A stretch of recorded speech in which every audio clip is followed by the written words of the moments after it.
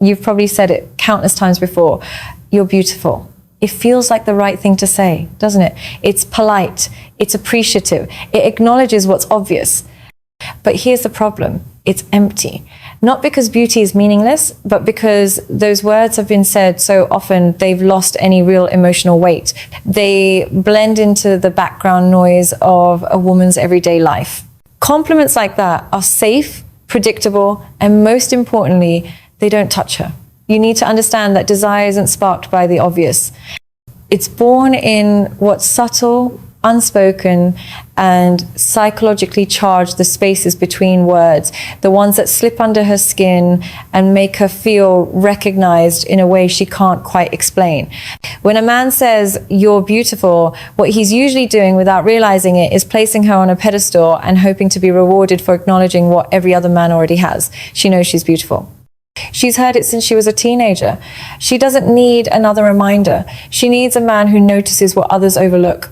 Desire begins when a woman feels you're present enough to witness something real in her. Not her looks, but her essence, her contradictions, her shifts, the energy behind her expressions. That's where arousal lives for women. Not in how much admiration they get, but in how deeply they feel understood. So what do you say instead? Speak to the part of her that isn't on display, the part she doesn't advertise. Say something like, "The way you talk about things you care about, it makes the whole room fall away for a second." Or, "I noticed how you pause before you laugh, like you're holding a secret you don't fully share. It's captivating." Now you're not speaking to her face, her makeup, or her body. You're speaking to her inner world. And most men don't even know how to see that, much less speak to it. And that difference is powerful. It disrupts her, not in a manipulative way, but in a way that breaks the predictable pattern she's used to. You just stepped out of the category of men who want her and into the rare category of the man who actually perceives her. And in that moment, she isn't just flattered, she's stirred, because the part of her that longs to be unraveled, understood, and discovered has been awakened. Let's go even deeper. Complimenting her beauty assumes that your value comes from appreciating hers, that you're trying to earn approval, attraction, or intimacy by giving attention. But true masculine presence doesn't operate like that. It doesn't seek permission. It meets the moment directly. It speaks not to impress, but to reveal, reflecting back something even she may not have fully noticed about herself. This is what Esther Perel means when she talks about erotic intelligence, the understanding that desire isn't about what's visible, it's about what's imagined.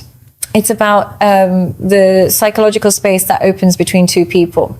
When curiosity replaces certainty, when observation replaces praise, when presence replaces performance. So next time you're with a woman, resist the urge to fill the silence with compliments. Let her speak. Watch, listen to her words and to the way she says them. Her pace, her tone, the shift in her eyes. Then speak from that awareness. There's something about the way you hesitate before you answer. It tells me you think more deeply than you admit. That one sentence creates more arousal than 1,000 "you're gorgeous" comments ever will. Why? Because it requires presence. And presence, real, grounded, embodied attention, is the one thing most men are too distracted, too performative, or too insecure to offer. It's not that saying you're beautiful is wrong. It's that it's shallow, it's generic, it's effort-free, and women know it. What she really wants is to be felt, not just admired. She wants to be engaged like a mystery, not displayed like an ornament, a force, not a feature. So rewrite the pattern. Get out of autopilot. Speak to the parts of her that are hidden.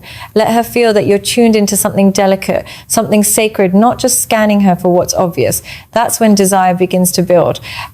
That's when she starts leaning toward you.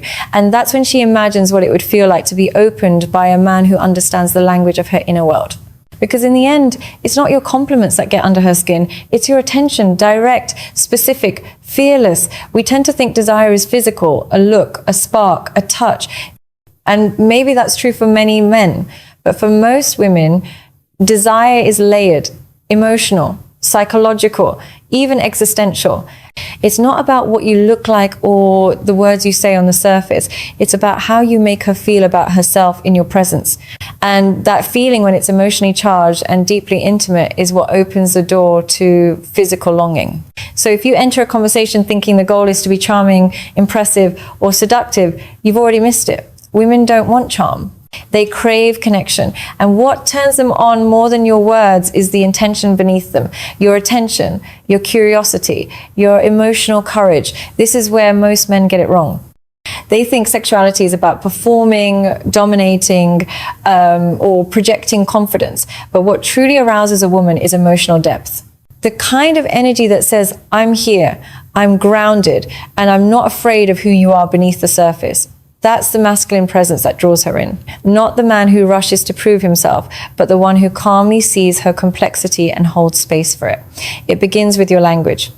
Are you speaking from awareness and presence, or are you tossing out compliments hoping one will land? Think about the difference between saying, you look great in that dress, and saying, there's something about the way you carry yourself when you're comfortable. Your energy fills the room without trying. One is surface level approval. The other is emotional accuracy. And accuracy is seductive because here's the truth. No one tells men, women aren't craving validation. They're craving relevance. They want to feel significant to you, not just as a body, but as a presence. And that means engaging with the parts of her that rarely get touched, her thoughts, her stories, her quiet moments. When you say something that proves you are actually listening, you unlock a part of her most men never reach. You awaken her emotional imagination, and that's where desire takes root. Now, I'm not saying turn every conversation into a therapy session. This isn't about being heavy or intense for no reason. It's about being attuned. It's about saying things that come from noticing, not from performing. If she tells you a childhood story, don't just smile and nod. Say something like, it sounds like that moment shaped more than your personality, maybe even the way you protect yourself. That's emotional depth. That's understanding. And understanding breeds intimacy.